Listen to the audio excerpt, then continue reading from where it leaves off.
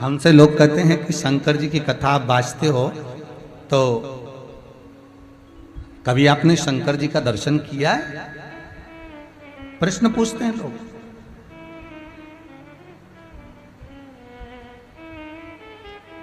क्या आपने कभी शंकर जी का दर्शन किया है?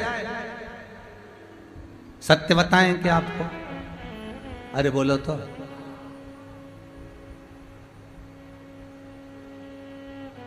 ईमानदारी की बात है कि ऐसा कोई दिन जाता ही नहीं है जिस दिन शंकर का दर्शन होता नहीं है। जब व्यासपीठ पर बैठते हैं और जितने लोग कथा में आकर बैठते हैं, आप जितने कथा सुन रहे हो, चाहे मोबाइल पर सुन रहे हो, चाहे टीवी पर सुन रहे हो, चाहे इस पंडाल में बैठकर सुन रहे हो, आपका दर्शन करना ही शंकर के दर्शन के बराबर है, शिव के दर्शन।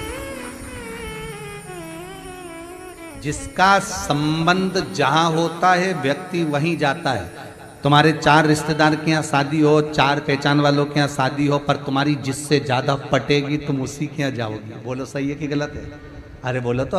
भले तुम्हारी पड़ोसन के यहाँ शादी हो और तुम्हारे रिश्तेदार में शादी हो, तो तुम रिश्तेदार से अगर अच्छी नहीं पटती ना, बहन से अच्छी नहीं पटती, काका जी से नहीं पटे, मामा जी से नहीं पटे, तुम उसके यहाँ नहीं जाओगे। और पड़ोसन क्या, भले नहीं जैसी है पड़ोसन, प्रेम रखती है, आगे बढ़कर चाय पिलाती है, तुमको मान देती, सम्मान देती, जीजी क्या करूं, जीजी बता, तो जीजी जीजी कर कर जब वो बात करती है तो तुम किसके घर में शादी में जाओगी? पड़ोसन के, किसके?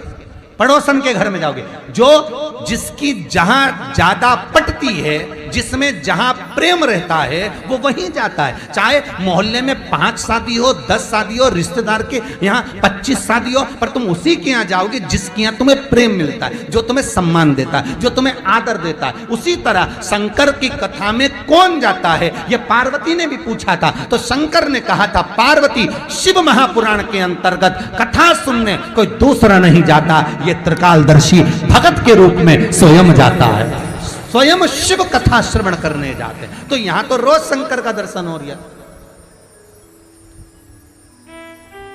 अब दुनिया के लोग पूछे कि शंकर तुमने कब देखे, तो ये यहां सामने बैठे, इतनी सारी जगदम्बा, इतने सारे भेरू, इतने शंकर, कितने यहां शिव पुराण करिए, कंकर में शंकर है।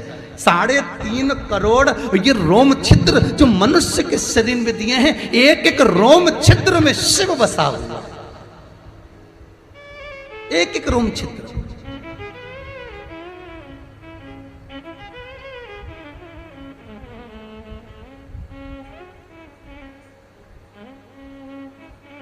विद्येश्वर संहिता शिव महापुराण कितना सुंदर लिखती है।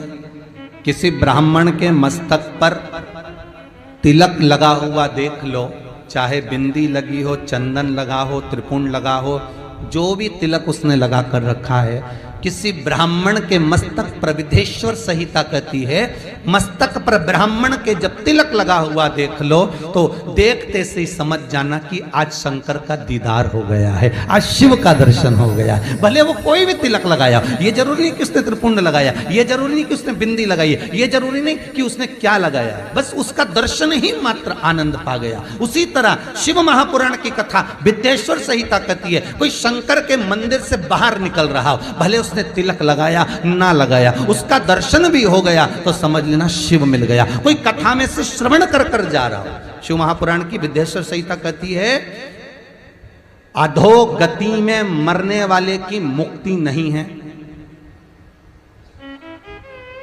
कुंवारी अवस्था में मरने वाले की मुक्ति नहीं है। कथा सुनिए ना, पहले बताई थी, अगर टीवी पर सुनी होगी आप लोगों ने, कि कुंवारी अवस्था में जो मर जाता है उसको ना पिंडदान मिलता है, ना तर्पण मिलता है, ना ब्राह्मण का भोज मिलता है, ना उसका श्राद्ध होता है, ना उसकी ब्रह्म कपाली होती है, ना उसको मोक्ष मिलता है, क्योंकि वो कुंवारी अवस्था में मरा।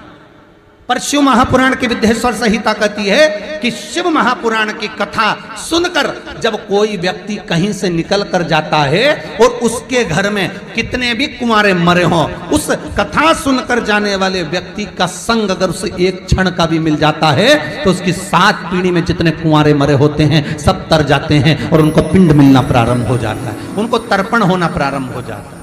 अब विचार करिए, आप इतने लोग कथा सुन रहे हो तो आप लोगों का केवल संग पाना, आप लोगों का केवल दर्शन पाना, आप लोगों का केवल स्पर्श पाना, आप लोगों का केवल स्मरण कर लेने पर ही पितर तर जाते हैं।